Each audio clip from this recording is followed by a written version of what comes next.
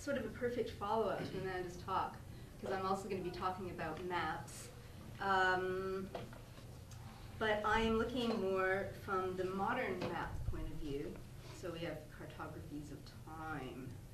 And I'm starting with Google Maps here. That's where we are, right in the middle there. And you know, so the era of the paper map is pretty much over. Although I love them, they're like newspapers, right? They're dwindling. No one's printing them anymore, but they've become ubiquitous because they're all on our devices. So pretty much nobody can get lost anymore. The Google Maps is probably the largest, but since the mid-2000s, there was MapQuest as probably one of the first and most popular. Google, Yahoo, MSN, Bing. They've all provided mapping services as an extension and probably now a main interface to searching the internet. And in the practice of everyday life, Michel de Certeau links the map to the idea of place as tableaus of knowledge. And this also goes back to Amanda's talk about displaying a map as an argument of sorts. Whereas the tour, like here you have plans, streets, architecture, and of course places of consumption. And that's what the modern map is kind of become. Whereas the human view, the narrative, the context, the spatial practices that produce the map have all but disappeared from the digital map. Of course, there's Google Street View, right? Which is you might say that's in a way introducing the tourist perspective back into the map. And so, although it gives you the perspective from down below and it lets you move through it, kind of cyborgian-like, because it's always from the perspective of the car. Not always now, because they're trying to expand so that you can go into buildings and stuff like that. But it's a very uncanny world that is based on our own, but it has its own logic. And we need both these views, of course. Without the overhead map view, we have no context. We have no idea of how different parts of places are laid out, what might possibly exist in other places. And without the tour view, we lose the down below perspective, the human perspective, however it translates from Google Street View. And it is an amazing achievement, Street View, in many ways. But it is like this. It's constructed as a binary opposition. But what would happen, Doreen Massey asks, if we refuse the binary opposition, the imagination of the binary? It exists in de Certeau's work and indeed in much of Western thought. Massey argues that binary is like space, place, here, there, map, tour. They help to build a billiard ball view of the world, of space as reductionist, essentialist, bounded, pre-constituted, with other places as backwards or developing as opposed to advanced or developed. And of course that's what the modern map does.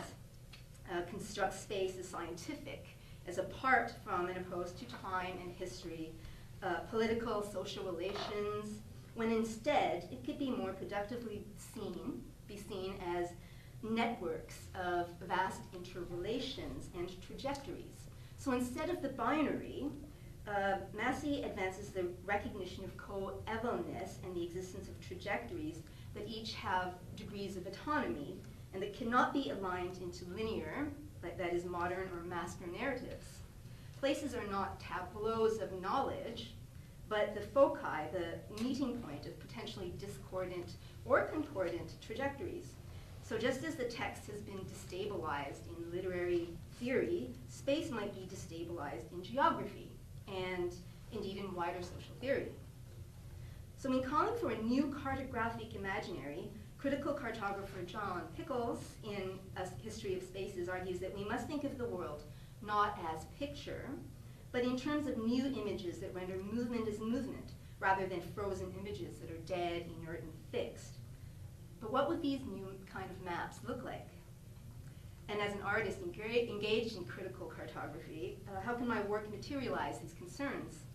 So to begin, I'll explore some locative media and GPS-based art projects that attempt to foreground a view of mapping as relational, as process, performative, and effective, through focusing on networks and trajectories rather than space and place.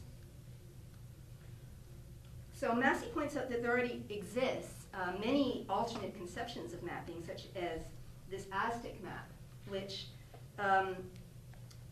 in order to read it, you have to find the footprints that exist throughout it, and you trace the footprints that thus tell a story. And so these are representations of time and space together rather than simply place.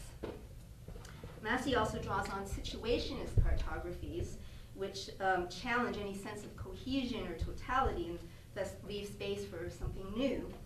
And indeed, psychogeography and the practice of the derive are methods of critical mapping that focus on the process rather than the representation. Another example of a map that's based on process is Christian Nold's emotional cartography. It takes on the pervasive, ubiquitous computing and technology that digital mapping has become. So his project engages community groups through his invention, his biomapping device, which basically is based on a lie detector that measures changes in sweat level. And he pairs that with a GPS device that allows the recording of geographic information. And the result is that the wearer's physiological journey is represented on the map. And this is another view of one of them. And so the device doesn't measure emotions per se, but rather physiological changes and reactions to the environment.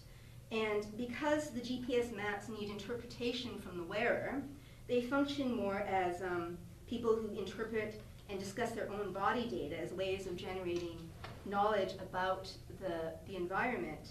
And it becomes a performative tool, which is very different than the emotional mapping that the idea suggests, the collection of scientific data of people's innermost feelings and desires. It's rather more, how do we tell the story about our responses to the environment? GPS and geotechnology practices, of course, they can be subsumed under the same scientific and technical sheen that the digital map has become. And some artists address this with humor. For instance, the artist Jeremy Woods, who had been using GPS to trace his own movements since the early 2000s. So he basically carries a GPS device with him everywhere he goes. He lives in London.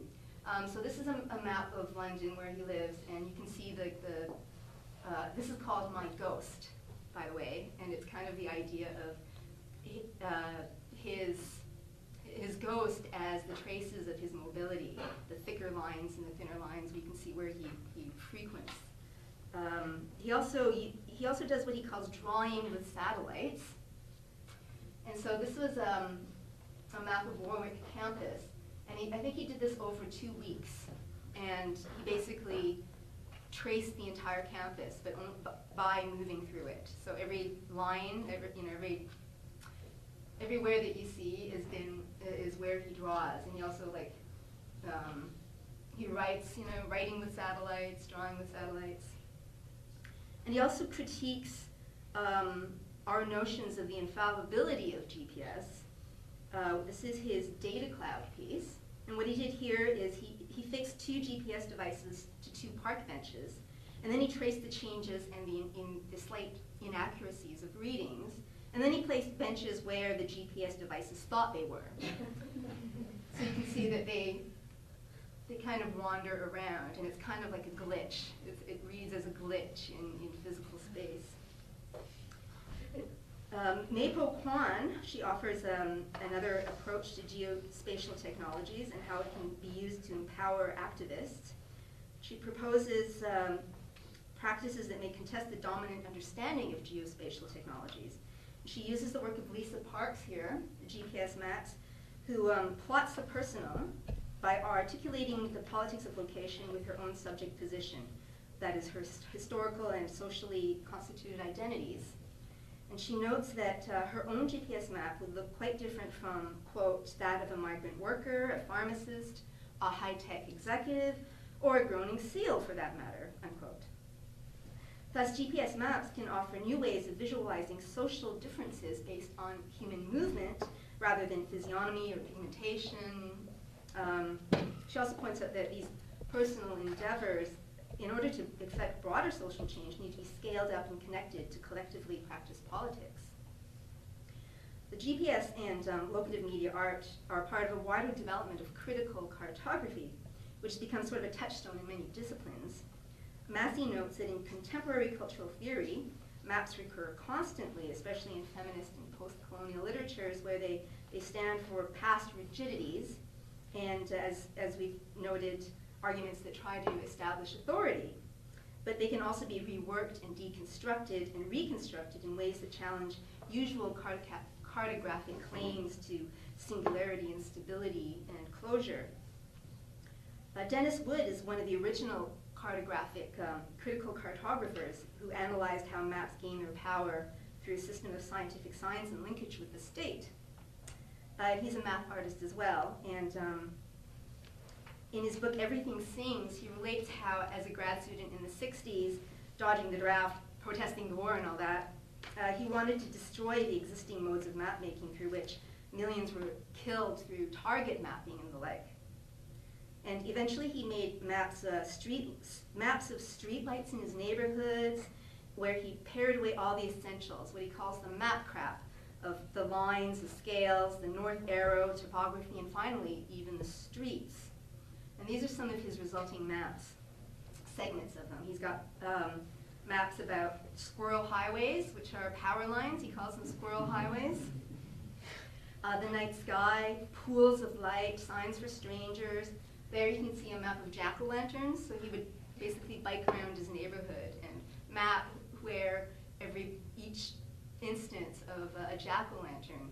And then, and you connect all these things socially, like what are the types of people who put out jack-o'-lanterns, and are they the same type of people who, contribute to the church newsletter, things like that.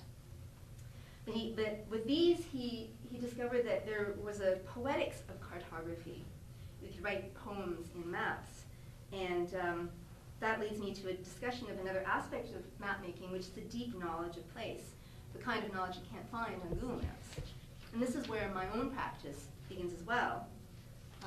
This is one of my older projects from 2012 called Detours, Poetics of the City.